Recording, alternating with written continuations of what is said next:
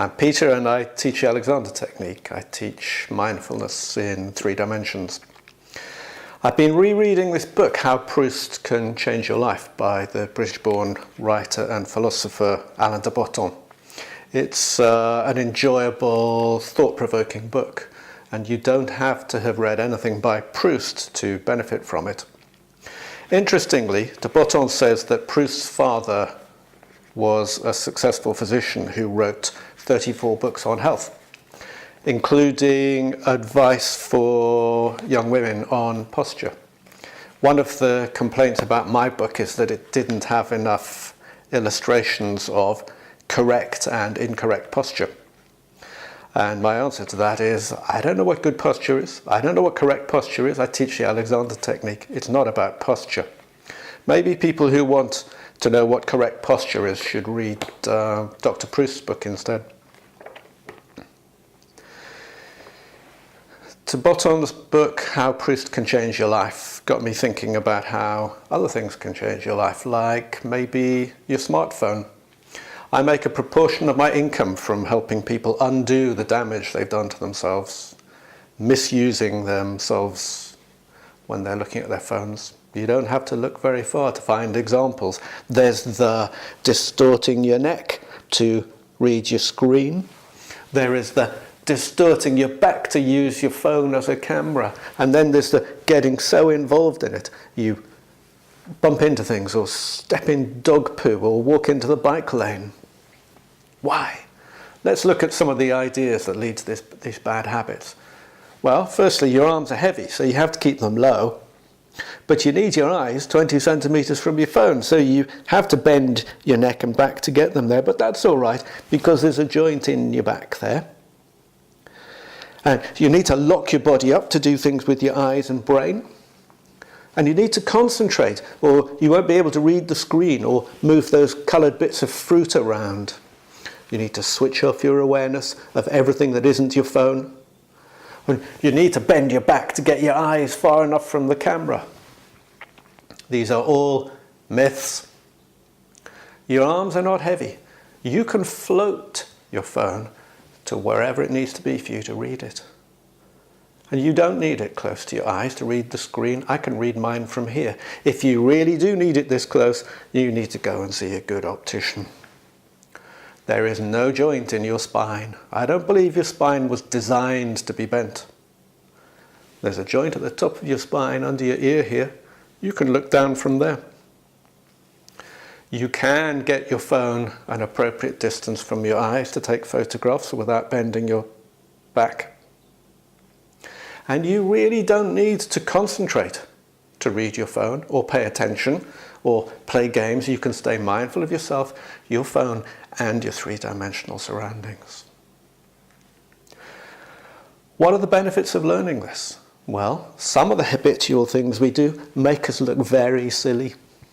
It's a combination of not looking up, not bending your spine, of allowing your arms to move effortlessly, and allowing your head to move from here. Looks good. When you stop bending in inappropriate places, your neck and back stop hurting. You discover that everything is effortless. And when you start to do things effortlessly, you have more energy. You find that you can multitask. You can read your phone without losing your awareness of what's around you. You don't bump into things. There are some other benefits too. When I look at my phone like this, I'm creating mind-body separation. Whereas like this, I have mind-body unity. Like this, I'm doing, looking at my phone. Whereas like this, I'm just being someone who's looking at his phone. This is the Zen and Taoist concept of Wu Wei, non-doing. Why does everyone, almost everyone, lean back to take photos? Why does almost everyone curve down to have a sip of tea or to sniff something when they could float their hands up to their face? There's no logical reason. It's just become the norm. We do it because we see other people do it. In that sense, we're like sheep. One of the major benefits of this Alexander 3D mindfulness thing is that we start to think for ourselves, start to make our own choices. We learn that we can be our authentic selves instead of following the crowd. These are enormous life-changing ideas. And you probably are going to talk about improving your posture. You can experiment with all this on your own, but be careful. When I tell people they don't have to bend their spines, they tend to hold themselves up. And when I say you don't need to hold yourself up, they collapse. And I say, actually, it's more about consciousness. It's more about mindfulness. They go, oh, conscious, mindfulness, right? I say, well, it's mindfulness with your eyes open. It's three-dimensional. Oh, they say, okay, three-dimensional mindfulness. People try to make sense of it in terms of what they already know. It would be much easier if you got expert help. Book yourself a lesson with an Alexander teacher or a mindfulness in 3D teacher. Reading Proust won't change your life. De Botton's book won't change your life. Your smartphone won't change your life. Only you can change your life.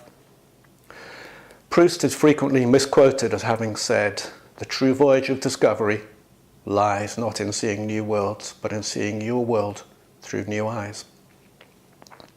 I have read the whole of Proust's masterpiece, In Search of Lost Time, à la recherche de temps perdu. And I know Proust rarely wrote sentences that short or that easy to understand. But nonetheless, as de Botton said, he was talking about waking up, getting off autopilot and noticing what's around you. The only way to change your life is to stop doing what you always do, to get off autopilot and start making new choices.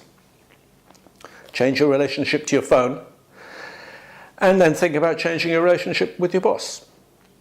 Find out that you don't have to react to your phone the same way every time, and then you'll be able to not react to your partner the same way every time. The title of Proust's masterpiece, À la recherche du temps perdu, has sometimes been translated as The Remembrance of Things Past. In my opinion, anyone who could call it that hasn't read it. It really is about the search for lost time. Frederick Matthias Alexander, his most important book, was called Constructive Conscious Control of the Individual. It has been interpreted as meaning conscious control of the body, but similarly, anyone who thinks that, in my opinion, hasn't read it. It really is about developing conscious control of the self. He was talking about getting off autopilot, dropping habits and making new choices. Everyone would like to change. But what hope for change is there for a species that can't even fulfill its own New Year's resolutions? The Alexander technique, Mindfulness in 3D, offers you a simple, effective, enjoyable way to change, an empowering way to wake up, be fully conscious, make changes, and be in charge of your own life. If you want to know more, you could read my book, Mindfulness in 3D, Alexander Technique for the 21st Century. It won't change your life, but it'll help you along the way.